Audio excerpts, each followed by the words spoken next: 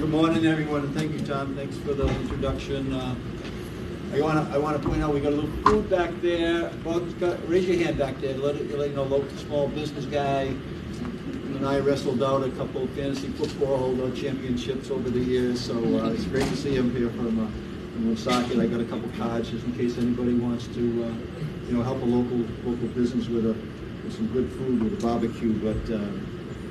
But I think that's an example of what we're talking about here today, that the community gets involved in this work.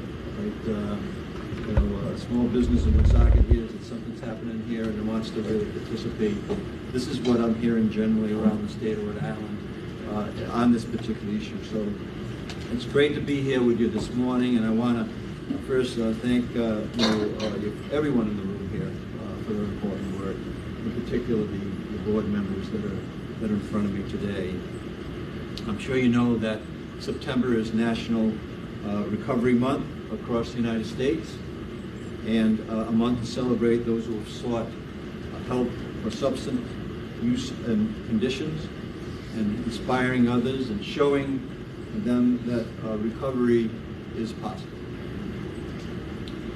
In just a few moments, I'll be signing a proclamation officially proclaiming September 2023 as Recovery Month here in the state of Rhode Island.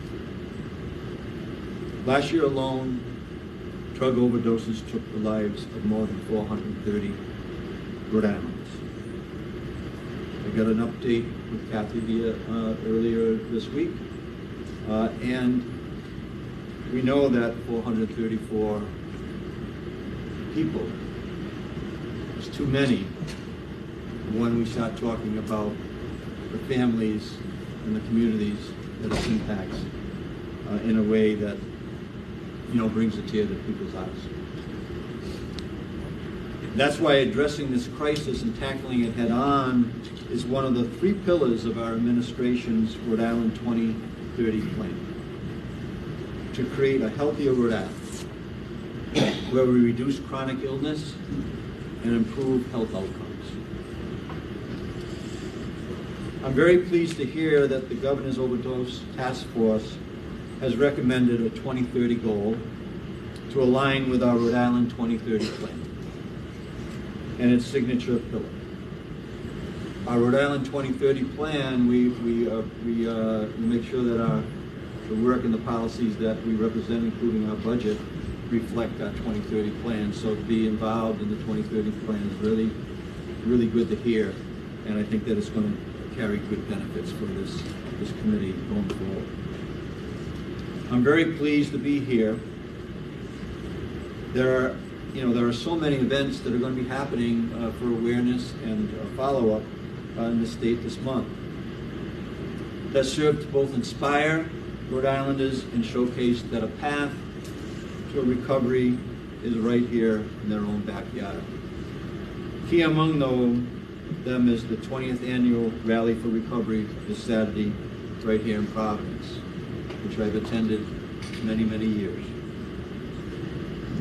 We're continuing to monitor how the overdose crisis is impacting every household and every family, aligning our strategies to address this crisis. This would not be possible without the continued dedicated efforts of the Governor's Overdose Task Force and all our partners,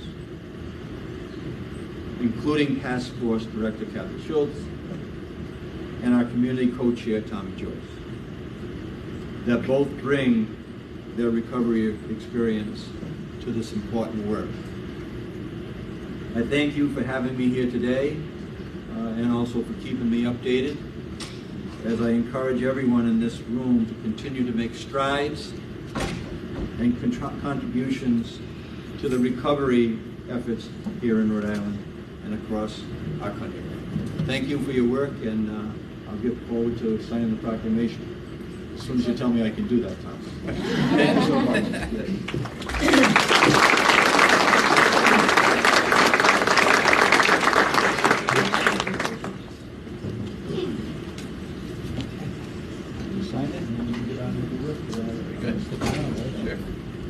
Ben's going to give me a little little kind of presentation.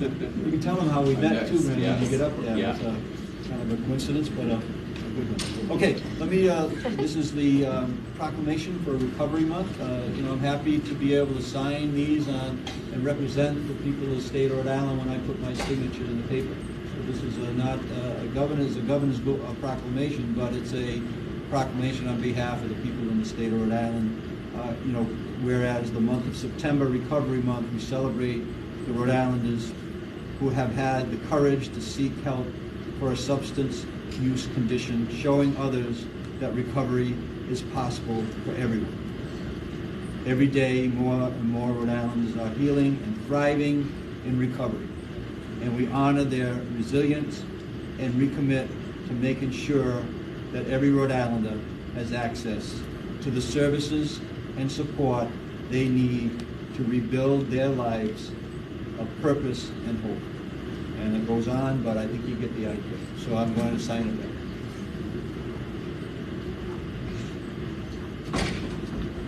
Excellent. Good. Governor McKee, what about the 7 deaths that's happened at the ACI? What about those 7 deaths? They're suspicious, Governor McKee. You need to put an external investigation into RIPCO and into the ACI. Governor McKee, you need to hear us. We keep calling on you and you're not answering us, Governor McKee. There needs to be an external investigation into the Rhode Island prison. I have to meet with you, but that's disrespectful to the audience that is here today. You keep disrespecting us and not telling us. I would ask you to just not answering us and to let the group here do their work that they're here to do. I think the audience here has an investment in hearing about what's happening in our prisons. People who are impacted by substance use are people who are going in and out of these prisons, and it impacts people's recovery, their relapse. Like, it's something that we have to talk about. We can't talk about overdose prevention without talking about our prisons torturing people. Governor McKee. So I'd just like to make a reminder that at the end of the meeting, we do have a half hour, 30 minutes of public comment that is going through there. So usually the beginning of the meeting is for the task force and our presentation. So we have 30 minutes at the end of the meeting for public comment. We've gone to every single department. We've gone to the Department of Health. We've gone to DCAM. We have gone to every So thank you, everyone. I want to be respectful of the time. I want to be encouraging you to be respectful of our processes. We do have public comments at the end of the meeting, as my co-chair said, and we will appreciate if you all respect that. Every year. So people are dying, committing suicide. we will continue. People are dying because of solitary confinement. Are we supposed to wait years, more years for this? Can Is we this process respect this working? meeting, If please? people are dying, is this process working? Governor McKee, I'm a formerly incarcerated person who experienced firsthand the cruelty and the torture, as well as the harassment and racism. Don't touch me. I have a heart issue. The racial abuse. I can ask you to wait for the end. Can you wait for the end of the meeting, please? Excuse me? Can you wait for the end of the meeting? That is a 30-minute public I comment. just like to get this out real quick. That way you can go about your meeting.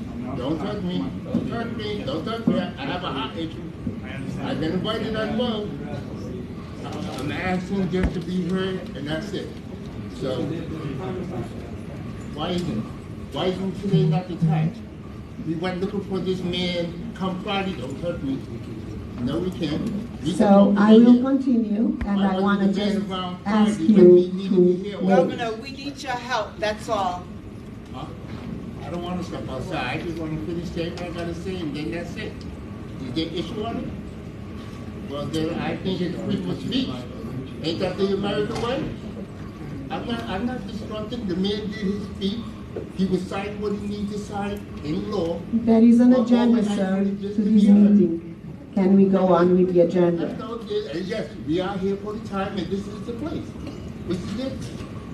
Now you're making my body shake. You're fearing. You know what I mean? I have a defibrillator with me. You touch me, I'm crawling out. And if I do fall out, I'm suing. I like that. So back up and let me speak again. No, we can talk right here. Thank you, Governor. We appreciate it.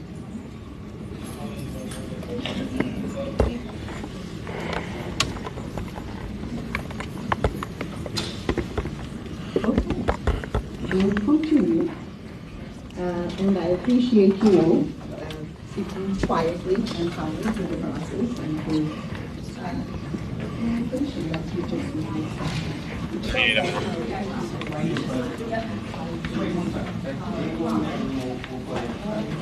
We'll do a gaggle after, okay? This is just, we're just going to talk to these people. Thank you. With the people talking like to the press inside while they're doing this? Yes,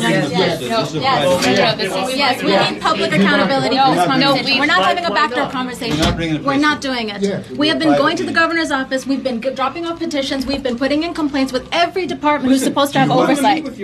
He's going to leave one I will public meet. I will meet accountability. with the people who are willing to meet. You want to come in and say hello? I'm willing to meet. Fine. If you're not invited. So Pat, we can do want this after, please. accountability to this But we never do. conversation. That's the We don't want a problem. backdoor listen to me. I'm going to tell you one more time. She's just never If you're follow up. respectful, I will meet with you. If you're not, I will don't meet with those who are appreciate you respectful. speaking to us about respect when people are being tortured. Do you know what respect means? What does respect mean in the context of people being denied medical care? What's the fearfulness? I'm not going back by myself. What's the fearfulness of people hearing? What's the problem here? Pat, What's the problem here? Excuse me. What are you afraid of? Excuse me. We're going. We have to go in. Yeah. No, you lost. You guys Anybody else can't. You guys can't go in there. Yeah. Oh, who's he talking to? You want us in without the media? Because they don't want to say it in front of anybody. So who did he take in? Nobody. His staff. It's all right. This is some bullshit. We put in a request for a meeting, and, yeah. What were you? With the task force, yeah. At the task My force? grandson had a heart attack, and they actually at the ACI they kept him in his cell for hours before they got medical attention. He actually passed away. They had to use a defibrillator on him. They're talking about all of these 7 deaths. I don't want my grandson to be one of them. So we need this investigated. I thought we had somebody in the outlet posing from the group. Sir, what do you do up here? I have a press person here that usually does the speaking on our behalf. You can't speak I work for yourself? For the Executive Office of Health and I'm Human sorry? I work for the Executive Office of Health and Human Services. Okay. I was just And here your to name? assist. My name's Michael Cronin. Thanks, sir. If anybody wanted to give me their Why name. won't let me ask you a question as a press. Why won't either the Executive Office of Health and Human Services or the Rhode Island Health Department investigate or at least do routine audits of the ACI? That's the first I've heard of the issue. I don't. Well, I've asked 4 successive health directors, so I'm asking you. It really shouldn't be.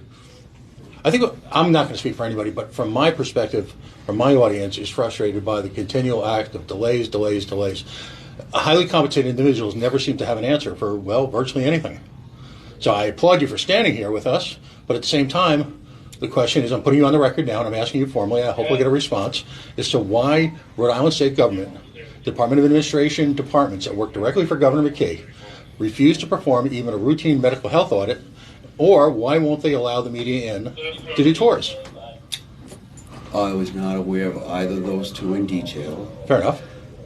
Can't cover everything that goes on, but understood. You know, I can assure you that those issues will be addressed, and you have. I've been asking you the questions for 3 years, sir. So I'm formally asking you now. I don't expect you to have an answer right now. Oh, no. But I will follow up, and if unfortunately, what's consistent with the McKee administration is the failure, the unwillingness, or the studied ignorance to address any of these issues, despite the routine deaths that occur at that building, despite the fact that there was a judge between consent decree that was lifted.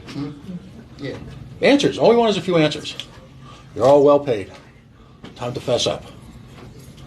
Yeah, but you seem to be doing all the talking. I'll answer. I'm hush. I've asked the governor for 3 years. Now I'm asking you. I've asked him at press conferences. I've asked him privately.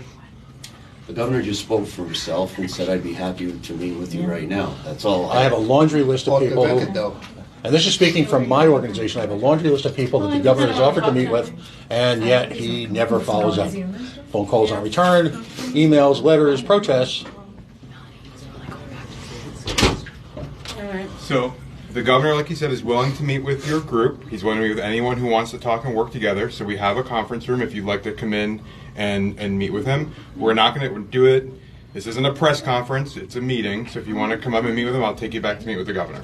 And what about media? To try to. This is he wants to meet one-on-one with you. We're happy to talk to the media after. If you only want to do this in front of the media, then Yes. then- No, I'm willing to talk. all right, come on in.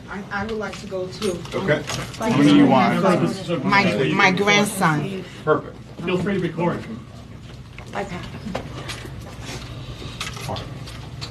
Perfect. Right to the, and then we're going to go right this way. Why is he afraid to speak to the media on this? The governor talks to you all the time, and we're going to No, come he right back. actually doesn't. He talks at us, not to us. Please, So please, that's kind of the silly thing to say. we do gaggles every day. He wants to meet with these people privately, like they've asked, and then we'll come out and talk to You you up didn't there. ask, they asked to meet with the press, and you reversed it and said meet with us alone. He's willing to meet with people who want to meet with him. They want to meet with him. We're going to do the meeting, and we're going to do Not a right now gaggle after. publicly. He's just going to do it privately and make whatever promises he makes. We'll talk to you after, Steve. Yeah, huh? Okay.